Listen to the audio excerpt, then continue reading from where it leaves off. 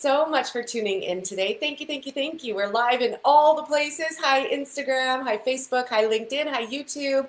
Welcome to the Plug In and Power Up Show. I am so grateful to be here with you for this beautiful conversation around we really call to us the things that we need in order to grow us. So I will call into my experience different things that you will call into your experience because there's different things that I need to shift and grow and learn from, and there's different things that you need to shift and grow and learn from. So this is where our unique experiences are really powerful and important because no two experiences, no two paths, and we know this, are ever the same. And I want to share with you some real time, because you know I love teaching and leading and facilitating from real time experiences. And we had a real doozy of an experience this past weekend that I want to share with you because it provided so much expansion, experience, insight that I really want to share because this is real life. This is real time stuff that's happening. And we want to be able to navigate our lives, I think, in the real time. It's fine and dandy to say I'm going to heal and clear and move things on a retreat because that's in a very unique bubble situation. But what happens when you leave a retreat? What happens when you leave the bubble? What happens when you leave, for Gabriel and I, we've been the monk on the mountains for many years now, 5 years. What happens when we leave the monk on the mountain, sanctuary that we've created, or when we're in Puerto Aventuras, this beautiful bubble that we live in, and then we enter into the rest of the world? That's where you start to see the cracks. That's where you start to see where you might need to grow. That's where you start to see triggers. So I want to dive deep into this because I think it's going to be really helpful for you, not only for the day-to-day things that happen, but when really unique, strange, and unusual events start to happen as well. So for those of you that are just getting to know me, if it's the first time that you're tuning in, my name is Tara Antler. I am an intuitive healer, a soul coach, and spiritual mentor. And I've been doing what I call this non-work. It's never felt like work to me. I hope that I keep doing this work until the day that my soul decides to leave this planet. And one of the things that I've loved to do over the last 23 years, I just celebrated 23 years in business as a soul coach and intuitive healer and spiritual mentor. One of the things that I love to do most is help everybody clear out what is in the way. I call it the ick and the stick. That stuff that doesn't serve us. We got to clear that out because if we don't, we don't know how, or we don't have the tools, what happens is it waits in our field, it waits in our life, and then we wonder why we're not happy, or things aren't working, or our manifestations aren't occurring in the way that we want. And it's usually because we have some ick and stick. So that's got to clean out, and that's what we're going to do today. We're going to talk about some of the clear out. The second thing that I love to do most is really be able to connect to the higher self, our higher expanded version of who and what we are. When we tap into that, we want to then be able to bring it in, bring it down, and ground it so that we become an embodied version of our higher self. This has been, I think, most of my journey because for me, I studied meditation and yoga self-study when I was 14. I was very open since I was a child. And so this work has been a full life embodiment for me. It's not just something that I read in a book or tried out in a retreat somewhere. This has been my life's work. And so I'm so grateful to be here with you and to share this because every time we have these really crazy experiences in our life, it grows us. It has the capacity to really expand who we are. So say hi when you arrive. Let me know where you're tuning in from. Hi, Megan. I'm so grateful to be here with you all. Say hi when you arrive so I can see you and I can say hi. And let's dive on in. So I'm going to take a little sip here. I love a good latte, and I got some new, it's called, I think, Frog Espresso or something like that, or Frog Friendly. That's what it is, Frog Friendly. And our shipment arrived yesterday, so I was like, it's like really good coffee, like so good. Hi, Tika, thank you for being here. All right, so we're gonna dive on in. And what I want you to do, as I'm sharing this story, I want you to think about maybe an experience or an event or circumstance, rare and unique circumstance that you may have gone through. And I want you to apply the same teachings as what I did over this experience, okay? Because this is how we get to grow. It's not, we can't just be the innocent like bystanders anymore. I think we did that. Didn't work so well. Innocent bystanding doesn't do anything. It doesn't change anything. It's like watching a movie. You might feel it for a moment. It might have an effect for a moment, but then it quickly passes. You're like, okay, well, that movie's gone and done. But when you give yourself the space to apply, as our daughter Aria said to us, who's now 9, but when she was like a year and a half, she was walking by and she said to Gabriel, it's better in application. Everything is better in application. So when you apply what I'm going to share with you, this is where you're going to see some transformation in your life and in your world, and maybe even some of the crazy circumstances that may have happened or may even be happening right now. Hi, Jessie. Nice to see you. Hi, Elisa. Thank you so much for being here. Feeling it big time today. Yes. There's lots of big energy. There's been big energy flowing and moving for years now, and it's going to keep accelerating. This is what we're going to keep seeing. I've been saying this for years. the energy will keep accelerating because our consciousness is accelerating. And that's a good thing because it means we're coming closer and closer into that embodied experience, being able to create heaven on earth, bliss on earth, joy on earth, whatever that means to you. You all have your unique experience and definition of what that is. So let me tell you about this past weekend because it was really, really fun. I had a really great time. There are certain girlfriends of mine who I see only a couple times a year. And one of them, we've been friends since we were 6. We met in grade 1, and we've been friends ever since. I was at her wedding. I've been there for the experiences of her sons being born. She's been an intricate part of my life. Her dad just passed recently, and we all got together. So there was her, myself, my sister, and another friend, Debbie, who I've known since I think I was 18 or 19 when I met Debbie. And so this is a long time, right? Like I'm 47 now. So this is a long time of friendship. And there's one thing that's really cool about lifelong friends. Yes, you know each other from all the things past and all the things that have been. But then there's this new opportunity to get to know each other from who we are today, from our lived experiences in the last year or the last 5 years or however long it's been since you've reconnected with certain people. But there's one thing, and I shared this with Mel, and I think this is really important because there is the truth in the core of who we are no matter what. Okay? No matter what. No matter what your life has given you, no matter what your experiences have been, no matter what you've been through, there's the core and the truth, capital T, not the little t. The little t are the little traumas. And I know some people make them big traumas, but if you make them a big trauma, then they become a part of your life. They become a part of your experience. They become part of who you are. Now, I don't know about you, but I don't want my little t traumas to become a part of who I am. I can grow from them. I can learn from them. I can shift. I can heal, but they're definitely not going to be front and center leading my life. If your traumas are leading your life, that's going to lead to a very low vibrational experience. That's not heaven on earth. I'll say it as straight as it is. And I have an appreciation for the trauma release work. I've been there. I've done that. I studied that. I almost walked down that path back then. I can't remember what we called it, but it was something different back then. And as much as it's important, it's also even more important to keep ourselves moving and growing. So when I see people and when I see my friends, even if they've been friends of mine since I was 6 or 18, 19, or even my family, I do my best to really see the truth, capital T, of who they are. Now, some people would say, well, who I am is a reflection of all my experiences. So then you're not actually seeing who I am if you're not acknowledging all the things that I've gone through. That's the catch-22. That's the hook right there. I teach this in Thrive all the time. Thrivers, you know this. I've said this I don't know how many times. That if you continue to see others based on pain and suffering, then you're actually not seeing the truth. You're seeing the pain and suffering. You're seeing the traumas. You're seeing the experiences that they're having, but your experiences are not who you are. There's a huge distinguishing difference. And so when I see these girls, right, that I've known like such a long time, one of them almost my entire life, I see the truth of who they are, and I choose to see that. I will listen to the experiences that they've had. I will hear the journey that they've walked through, and I see the truth. I remember who they are.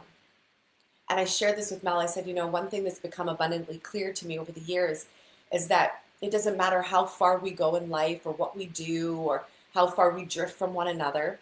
There is the capital T truth of who we are at the end of the day. And that brings tears to my eyes. That brings love into my heart because that is the truth. All the experiences, all the things that we've gone through, that's not who you are. These are experiences that you called into your life to shape you, to grow you, to help you see something about yourself so that you can then heal that piece. Not get stuck in it, not stay in it, not let it ruin you, not let it consume you, but to let it grow you. Okay, so that was the first big thing that came, full rushing energy. The second thing is, when we got together, it was really, really fun. So we were like, okay, we're going to go float down the water. We're going to have a really good time. We're going to chill. We ran into the other friends that we went to high school with. And we started playing board games probably at 8 o'clock or something like that. And at about midnight, my friend said it was her trailer. And she said, I'm going to go close up the shed where all the food is and stuff like that. So she opens the door and we hear this loud blaring sound. And it's an alarm going off. And so we all step out and we're like, what is that? And one of the girls said, oh, I thought I heard something about half hour ago. So at this point, it's already been going for about 45 minutes. And we step outside and it's a carbon monoxide alarm that's going off, okay, in the next trailer. So you know, if you've ever been to like campsites and stuff like that, most trailer sites, the campers are very close to each other, right? It's like trailer and then you've got like a maybe 10 feet or whatever, and then the next one, and then the next one, and the next one. And so the trailer right next door, nobody's staying in it. The carbon monoxide alarm is going off, okay? And so we have a moment because one, watching my parents go through a fire and having their house burned down 2 years ago, you don't play with gas, okay? Growing up, where we had propane tanks, we would fill up the propane on site. You don't mess around with gas. Growing up in the campgrounds, at the lodge where I grew up, you don't mess around with gas, okay? If there's a gas leak, if there's gas, carbon monoxide, even Debbie, she was telling us that there was this guy in Sudbury, he was like 19, he was helping clean the pool and do some things. He went into the little pool house, there was no carbon monoxide detector in there. He went in to have a snack, half hour later, he died because of carbon monoxide poisoning.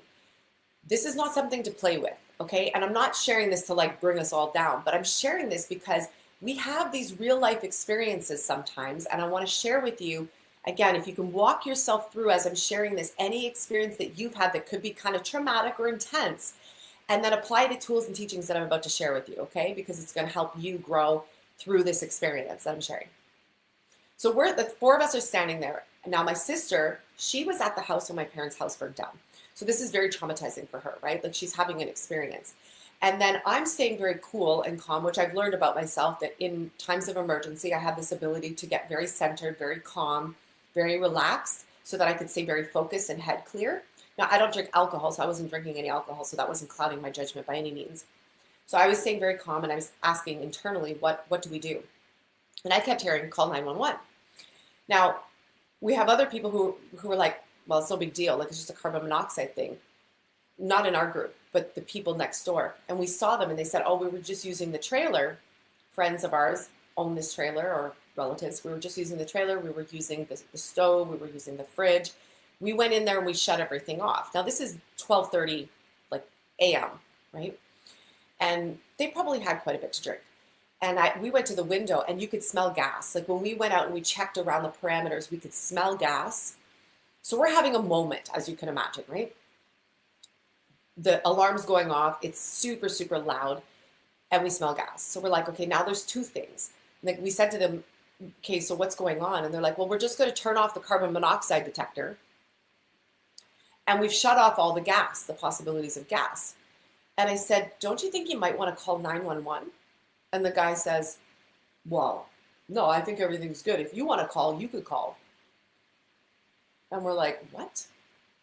So you're taking this, it's like you're staying in that trailer, you're using it, and now it becomes our responsibility. So that was interesting. So what I want to share with you on that, just in pausing on that note, sometimes there are circumstances and situations that it's really not our responsibility, right? It's not my trailer, it's not my responsibility. But however, if I don't take leadership, if I don't do something about this situation could affect me.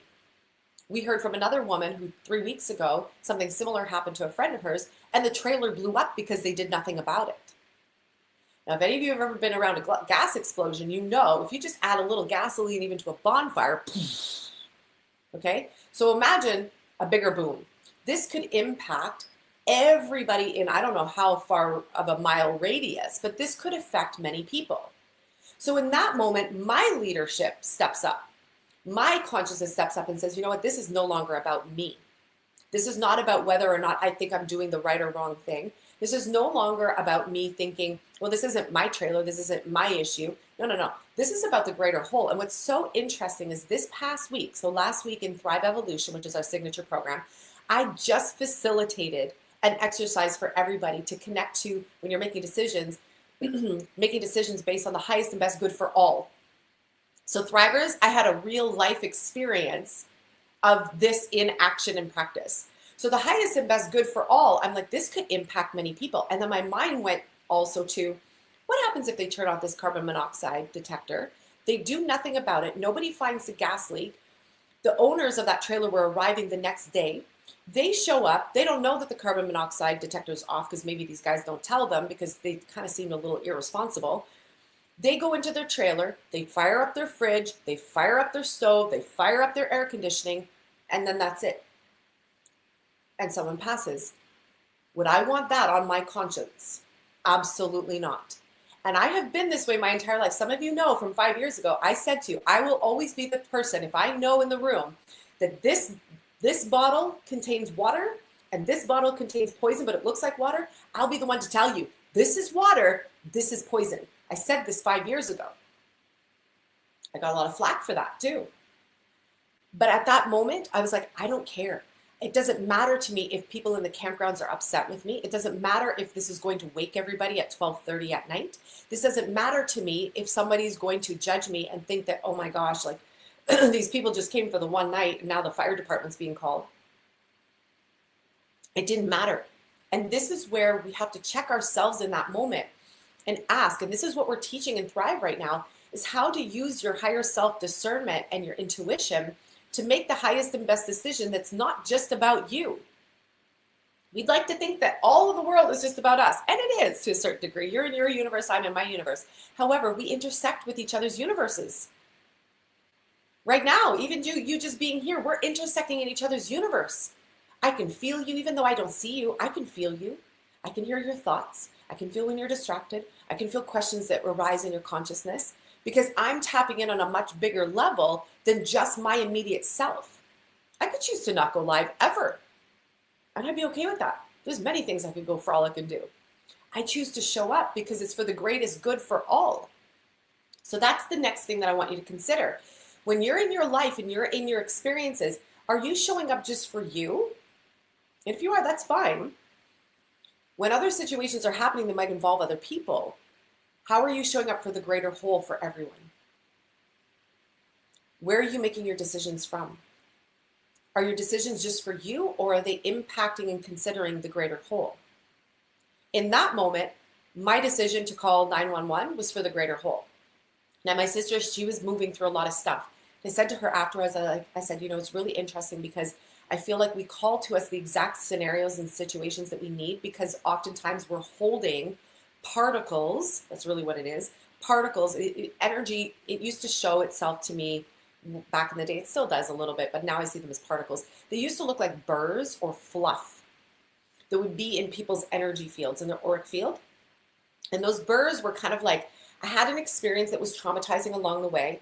I dealt with as much as I could when I could, but I didn't get to tend to all of it. And so there's this leftover stuff that's hanging out into the field. That leftover stuff sends out a signal that calls to it a matching experience that will trigger and bring up, that's what a trigger is, it triggers and brings up that leftover stuff so that hopefully now at this phase, maybe you grew, maybe you have more tools, maybe you have more support around you, maybe you know what to do in this moment, maybe there's different decisions that can happen that are all a part of you healing, transforming, and alchemizing the rest of the stuff that's lingering and left over.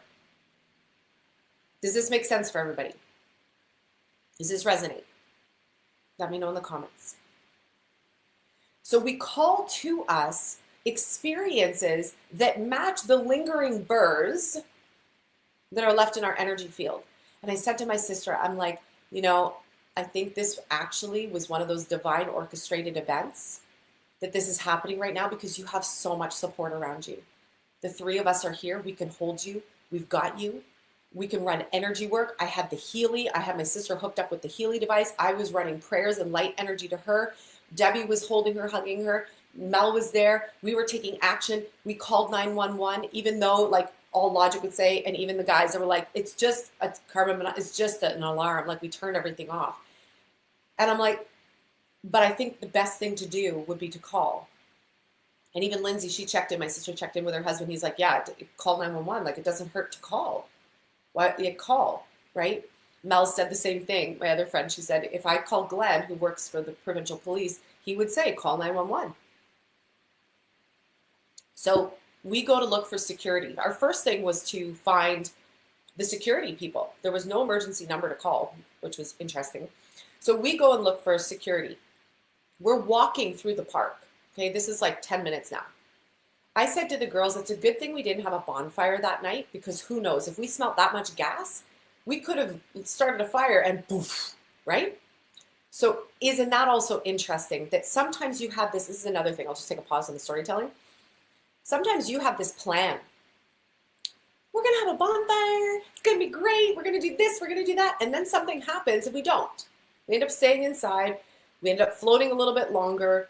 We ended up eating a little bit later. We ended up playing games a little bit longer. We're like, it's kind of late to start a fire now, right? Yeah, let's just brush our teeth, get our pajamas on, and go to bed. So you might have a plan. And then that plan gets changed. But that's all part of the divine orchestration to perhaps prevent something crazy from happening. And if you trust and you allow, you can actually surf your way through that and not have anything crazy happen. So that's a whole other piece, right? So we're walking. As we're walking by the trailer, this trailer, our alarm's going off, there's a gentleman who used to own it and he passed. I saw him spiritually and energetically. And I didn't tell the girls that till the next day because I didn't want to spook them. But I said I saw him. I saw his spirit. And I saw him checking through the trailer because it used to be his. And as I was walking by, I asked in my head, what's in the highest and best good to do? And I heard him. I saw him look right at me. He said, call 911. I said, okay, I'm going to call 911. I didn't even hesitate in that moment. Whereas my mind was going through all the scenarios and I was considering all the factors and I was considering all the people, what everybody was going through. And I want you to take that into consideration for yourself too. Sometimes in situations, we're considering all the moving parts, right? We're thinking about all the things and we're taking into consideration all the things, but then there's the ultimate truth. Sometimes we get lost in that too. So then you got to come back to yourself. You got to come back to your intuitive knowing. You got to ask the bigger questions and listen to when that truth comes in. And the truth was call 911. So I didn't even hesitate. When I saw him and I heard that, immediately I was like 911. Now, I'm not one to call 911, y'all. Like it was that was nerve-wracking for me to call 911 because I was like, I don't call 911. Like I've never been a person to call 911. So I'm like, okay, dispatch, whatever. And I'm going through the whole motions. She's like, do you need fire, ambulance, whatever? Hi, Marta. And I was like, I need fire department. Okay, let me pass you on. And the fire department gets on. And like you can feel the adrenaline, right?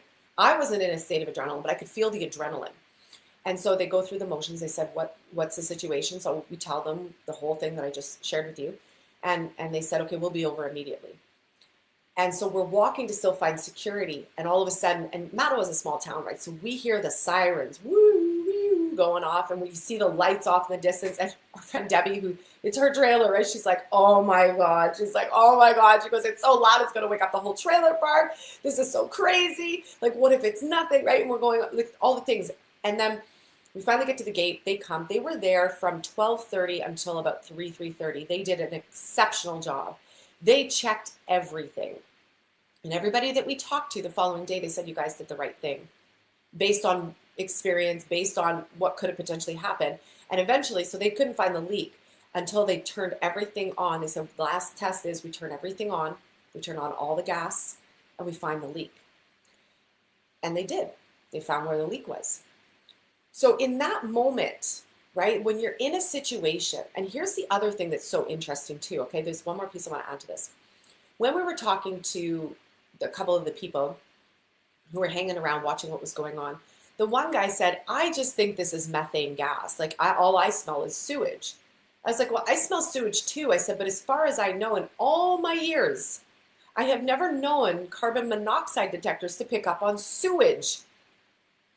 So Lindsay, she's so resourceful, right? My sister, she gets on Google right away. She's like, can carbon monoxide detectors pick up on methane gas? And it's like, absolutely not. They're two different gases. This is a fallacy. This is a misconception that people have. So here's another thing that I want you to apply to your life. Just because someone says, oh, carbon monoxide detectors also can pick up on, and you kind of sit there for a second, you question yourself. I had to question myself because I'm like, I grew up in a campgrounds. I watched my parents, my dad, my brother deal with a lot of sewage leaks, a lot of stuff with methane gas. I'm like, never in my life have I ever heard of anyone else's trailer going off from a carbon monoxide to methane gas. But I had to question myself because I was like, well, I don't know, maybe this guy knows what he's talking about. You always have to come back to your truth, you guys. Always. If someone else says, or they say, or mainstream says, or the world says, you got to come back to your own center of truth. There's been a lot of they say, and they said what they said was actually very harmful and incorrect. Some people know that now. Some people still don't know that. Some people don't even want to look at it because we're in grand avoidance. Do not be in avoidance of the things. Be humble. Be willing to look at certain things and be willing to go, okay, well, now that I know that, now I can go do something different. So right away, my sister got resourceful, right?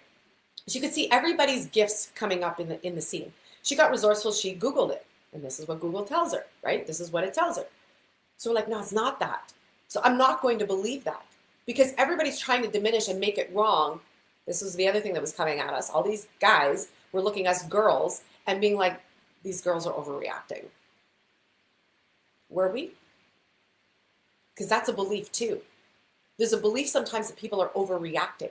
So I want you to also look at that for yourself and go, when have I experienced that? When there's been a situation and I've been made to feel wrong that I'm overreacting. But really when I come back to my center and I come back to my truth and I come back to my clarity, it's actually the correct response. This isn't about overreaction. This is about correct response. And the correct response was call 911. But everybody else, not everybody, a lot of other, it was mainly men, were saying these girls are overreacting and thinking it. You have to be willing to stand in your truth no matter what. When you have clarity within yourself, when you have clear connection to yourself, when you know your inner self, you know your inner guidance system, when you have a strong connection to your own higher self, that is my go-to.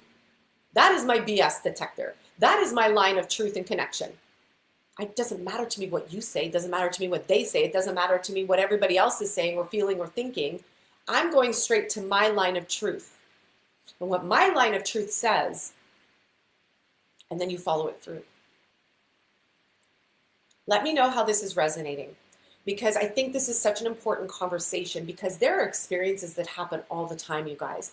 And I think a lot of times people get into this habit of saying, oh, it's an overreaction. Okay, maybe sometimes there is overreactions. Hi, Sharon, nice to see you. But then there's times where it is ultimately our truth. We have to be in constant refinement, constant coming back to our center and our truth, because there's so much nonsense out there. There still is. It's just a whole other layer. There's a whole other thing. There is nonsense upon nonsense, about fallacy upon fallacy. People saying something that sounds good and then other people start to believe it. You got to go and do your own internal fact checking. Your truth checking. And that comes from having a very strong connection to yourself, a very strong connection to your intuition, and a very strong connection to your higher self, your soul self. Hi, Pradeep, nice to see you. So if you're just tuning in, I want to do a quick recap, okay? This is really about, we call to us the experiences that we need in order to grow us. We will all call different scenarios to grow us. Again, for me, I find it interesting that I find myself in these, very dramatic situations. But it's interesting for me because I'm able to hold the clarity and hold the calm in a storm. And I'm learning that more and more about myself. And I'm very grateful that I've come to this place where I can hold calm in a storm. The second thing that I've learned about this is that watching everybody else and what everybody else's reactions and triggers and experiences were, I could clearly see when you're in a state of calm, you can see from a much higher perspective. If you drop down into the chaos, you're only seeing the immediate, and it's easy to get swept into everybody else's experiences. When you stay calm and centered and you have this higher, it's like the bird's eye view perspective, you can see what's happening in all the situations and come back to a space of, I could see that this experience was divinely orchestrated for many reasons. There was learning that happened for those guys that, were using the trailer. There was learning experience that happened for the owners of that that trailer park. There was learning and growth that happened for everybody, even my friends, my sister. We call to us crazy experiences sometimes because we still have leftovers. We have leftover stuff, the burrs, the fuzz that's in our field, and it needs to clear. And this is for everybody. This isn't just if you want to live heaven on earth. This isn't just for those that want to live an exceptional life. This is for everybody. This is why I believe like this stuff's hitting the fan for a lot of people right now, because as the energy and consciousness is speeding up, we're all saying, I want to clear through this faster. I don't want to hold on to it for another 5 years or 10. I want to heal this now. So we will call to us the circumstances, the people, the experiences that mimic and hold the energy for us, for you, for me, to have an experience to grow us. And usually it happens through a trigger. Usually it happens through something coming to the surface. But I want you to then look at, and this is the last piece, I really want you to look at how far you've actually come, how far you've grown, how much you've grown. We sometimes forget our growth. People fall into the shiny object all the time. And when we do that, it's not just falling into the next thing, the next thing, the next thing, the next thing, the next thing's better, the next thing's better. We forget about our growth. And when we forget about our growth, we stop being in gratitude. And when we stop being in gratitude, our heart closes, and then we fall back into the less than, the lack, the scarcity. When you come back to gratitude, you're like, whoa, look at how far I've grown. Look at how quick I handled that.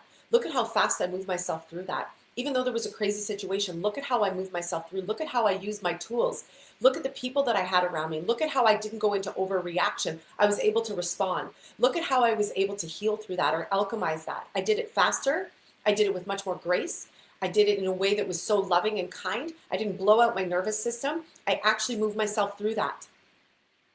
Whoa, I've grown a lot.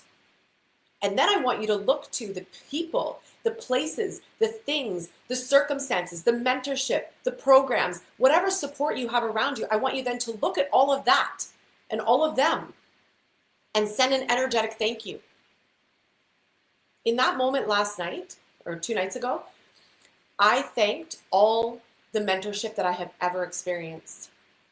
I thanked all of my mentors from a leadership perspective to all the healing mentors that I had, because I was aware that I had a lot of tools to be able to help me move through that and help other people move through that really quick. I even thanked the Healy device for being a part of my life and world, because it came in handy all over the place. I thanked meditation in that moment. I think that I had recorded these beautiful recordings and videos from, at least 10, 11 years ago before Aria was born. I thank those that helped me film it. I was so grateful because I was able to say, here, listen to this meditation. Let me share this teaching with you. Let me share these audios with you. I was so grateful because I was able to see how much I'd grown. Even for my sister, I watched how fast she moved through. She's grown a lot. I watched how each of us moved through. We've all grown. So I want you, that's the last piece, is whenever you make it through something, whenever you're facing something, if something else is distracting you, if you're getting caught in something, I want you to actually pause and look at and be grateful for how much you've grown. Be grateful that you've made it through. Be grateful for the teachers, the mentors, the tools, the teachings, the programs, whatever you've invested in for yourself, whatever you've done. Be grateful. Be grateful. We forget about this. We take it all for granted. And then we forget about our growth. And we think we have to make jumps and leaps. But you're all growing all the time. You've all experienced so much. You're more equipped to handle what you might be facing now or whatever is to come than you know. So let's know it. Let's know today that we are well equipped. Hi, Jess. Nice to see you. So grateful. You are well equipped. You have so many tools. Will you keep growing? Yes, I hope you do. Right? I hope we all keep growing. And for right now, let's be grateful for the tools that we have acquired. Let's be grateful for the mentorship, the teachings, the support that we have had in our life. Let's be grateful for every challenge we've ever faced and we made it through. We healed, we grew, we learned, we shifted, we elevated. Let's be grateful. Because from that space, This is where your next expansion gets to come from. Your heart will open to a whole other level. From gratitude, you will open. And that openness will carry you up to the next version of you. This is identity shifts. This is how we get to grow. This is how we get to acknowledge our growth. Y'all have grown. Y'all have gone through so much. When you honor others, you honor yourself. When you honor your growth and then you honor others' growth, your heart is going to expand exponentially. Yeah, it's important to prioritize the nervous system for sure. Still too on the edge, not as much, but I'm prioritizing my own needs. And the nervous system, like this is a big conversation right now, which I can have maybe next week with you all about nervous system. I'll make myself a note. That conversation is really huge right now. It's a big buzz because I think we're all realizing how much we can hold, but then how much we're like, I don't know if I want to put my nervous system through that much, right? No. And so passing through that on Saturday night, even though it was a little jolt to the system, talk about nervous system, because I was able to hold the calm internally through the whole thing, other than, I was really short on sleep because we fell asleep at I fell asleep at 1:30, the girls fell asleep at 3:30, and then I was up at 6:37. I was short on sleep, so that I could recognize. I've been there many times, but I was like, my nervous system wasn't blown out. And that comes with personal emotional mastery. The more you use those tools, the more that you create that sense of calm, the more you come back to your center. And having support around is really, really essential for that too, right? So I can talk more on the nervous system if that's an interest to you guys. I can talk about that next week if you guys want. Just let me know in the comments. So I hope this has resonated. I want to draw a card for you all because I feel like, gosh, it was such an incredible experience.